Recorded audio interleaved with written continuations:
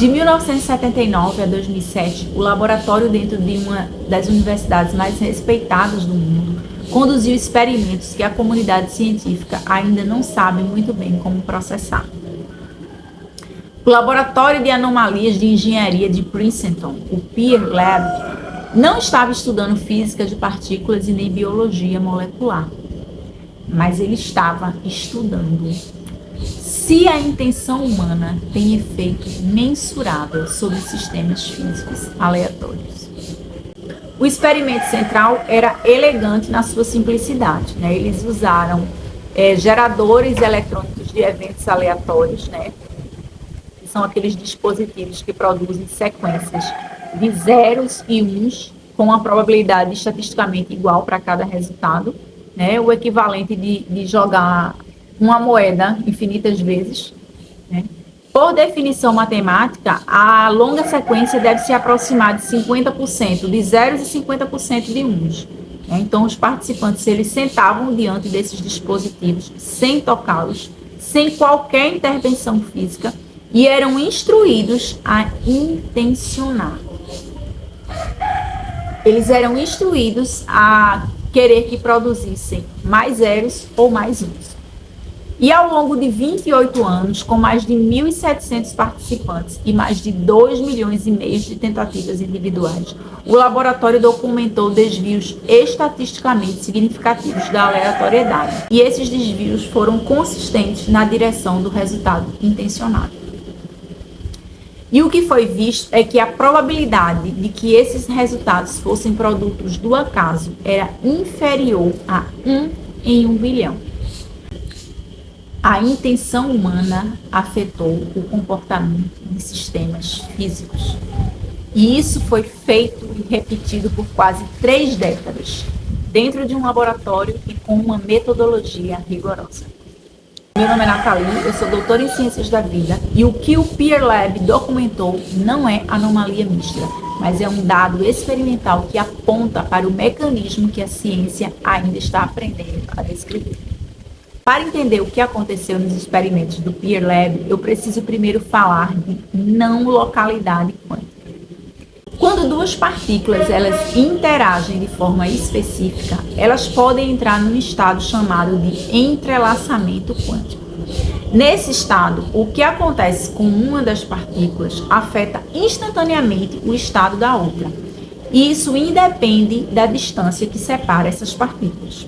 Então, não importa se essas partículas elas estão no mesmo laboratório ou se elas estão em lados opostos da galáxia. Einstein chamou isso de ação fantasmagórica à distância e recusou-se a aceitar. Ele acreditava que tinha que existir alguma variável oculta, né, algum mecanismo local que explicasse a correlação sem violar a localidade. Ele passou os últimos anos da sua vida tentando encontrar essa variável. Em 1964, o físico John Bell derivou um conjunto de inequações matemáticas, né, chamadas as inequações de Bell, que tornaram possível testar experimentalmente se a correlação entre partículas entrelaçadas pode ser explicada por variáveis locais ocultas ou se requer não localidade genuína. E então, os experimentos eles mostraram, né, que a não localidade genuína era que operava. As correlações, elas violam as inequações de Bell e não podem ser explicadas por nenhum mecanismo local. Algo está conectando partículas entrelaçadas de forma instantânea e não local. O campo quântico, que é o substrato de informação e energia que permeia toda a realidade, ele é não local. Conexões que transcendem a distância espacial não são anomalias, mas são propriedades fundamentais do campo.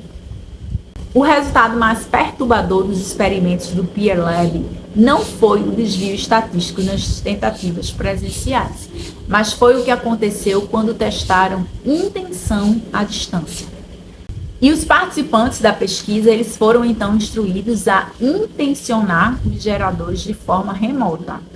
Ou seja, foram feitas pesquisas com pessoas que estavam em países diferentes ou até mesmo em continentes diferentes dos geradores. E os resultados foram consistentes com os experimentos presenciais. A distância física não reduziu o efeito. Então, eles foram mais longe, testaram intenção com defasagem temporal. Os participantes registrando a intenção horas ou às vezes dias antes ou depois do gerador operar. E como se não bastasse, eles foram mais longe, né? E aí eles testaram a intenção com uma defasagem temporal. Os participantes, eles foram chamados para registrar a intenção horas ou às vezes dias antes ou depois do gerador operar. Na tentativa de influenciar um evento que ainda não havia acontecido ou que já havia acontecido. Os resultados eles foram consistentes com os experimentos em tempo real. A intenção humana parece operar de forma não local no espaço e potencialmente não linear no tempo. Veja, agora eu vou ser precisa aqui, porque eu tenho formação científica e eu respeito o método. Esses resultados, eles são controversos. Houve tentativas de replicação com resultados mistos, né? A comunidade científica ela está longe de um consenso sobre a interpretação. Mas os dados do Peer Lab, eles existem, eles foram publicados, né? E a metodologia ela foi auditada. E o que eles documentaram, mesmo que a explicação completa ainda esteja sendo construída, é que existe algo acontecendo que nossos modelos atuais não descrevem completamente. Existe um dado sobre esse experimento que raramente é mencionado, mas que para mim é muito importante. Os participantes com os efeitos mais consistentes e significativos não eram os que tentavam com mais força, né? Não eram os que se concentravam com maior intensidade ou faziam maior esforço mental, mas eram os participantes que descreviam entrar em estado de ressonância com o gerador, né? Aquele estado de conexão, quase de fusão com o dispositivo. Um estado onde a distinção entre o eu e o sistema que eu estou intencionando ficava menos rígida. Os pesquisadores do Peer Lab descreveram isso como o estado de não tentar, uma qualidade de presença e de intenção sem tensão que produzia efeitos mais significativos do que o esforço direto. Isso é extraordinariamente consistente com o que a metafísica descreve já há milênios, que a criação deliberada ela não opera pelo esforço da vontade, mas pelo alinhamento do estado. Que a intenção mais eficaz ela não é a mais tensa, mas é a mais coerente, mais limpa e a mais presente sem ser forçada. A física quântica oferece uma moldura possível para isso. Em um campo não local, onde a consciência do observador participa da determinação dos estados que se materializam, a qualidade da presença do observador, né, o grau de coerência e de alinhamento do seu estado interno, pode ser a variável que determina a magnitude da interação com o campo. Não é sobre querer mais forte, é sobre estar mais alinhado. E o que fazer, né, com esses dados na prática? Primeiro, você precisa levar a sério a qualidade do estado interno com uma variável que vai além do psicológico. A intenção humana tem efeito mensurável sobre sistemas físicos. Então, o estado que você sustenta não é apenas relevante para o seu humor ou para a sua motivação, mas ele é relevante para o campo ao qual você está constantemente relacionado. Um segundo ponto é que você precisa entender a distinção entre intenção com tensão e intenção sem tensão. A intenção com tensão o querer algo que começa combinado com ansiedade, né? Se vai acontecer ou se não vai, de você querer controlar tudo. Isso vai gerar um estado de incoerência que interfere no sinal. Já a intenção sem tensão é a direção clara combinada com a abertura completa sobre a forma e o momento de chegada. É o estado, né, que os dados do Peer Lab sugerem ser mais eficaz. E um terceiro ponto é que compreender que a não localidade significa que você não precisa estar fisicamente presente em uma situação para poder você ter alguma forma de influência sobre ela.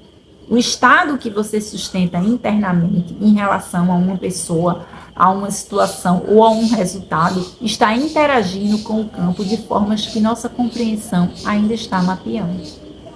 Isso não é uma licença para passividade. A ação continua sendo necessária, mas a qualidade do estado a partir do qual a ação emerge, né, e a partir do qual a intenção é sustentada, mesmo na ausência da ação imediata, pode ser mais determinante do que o volume de ação em si. O Peer Lab foi fechado em 2007, não por falta de resultados, mas por falta de financiamento e pela pressão institucional de um campo científico que ainda não tem um modelo teórico para acomodar o que os dados mostram. Os dados existem, eles estão aí publicados e eles são reais. Eles não provam um mecanismo específico e também não confirmam nenhuma teoria metafísica particular. O que eles fazem é documentar, né, que a fronteira entre observador e observado, entre intenção e matéria e entre mente e campo físico, essa fronteira ela é mais porosa do que o modelo materialista convencional assume. Para quem está construindo, né, uma prática intencional de cocriação, essa porosidade não é conceito abstrato. É o dado que justifica levar o estado interno tão a sério quanto qualquer estratégia ou ação externa. Inscreva-se no canal para continuar. E se você está pronto para trabalhar o processo de forma estruturada, né, para cultivar o estado de intenção sem tensão de forma consistente e deliberada, o formulário de aplicação para o meu protocolo está na descrição do vídeo. As vagas são limitadas e o processo é seletivo. Até o próximo vídeo.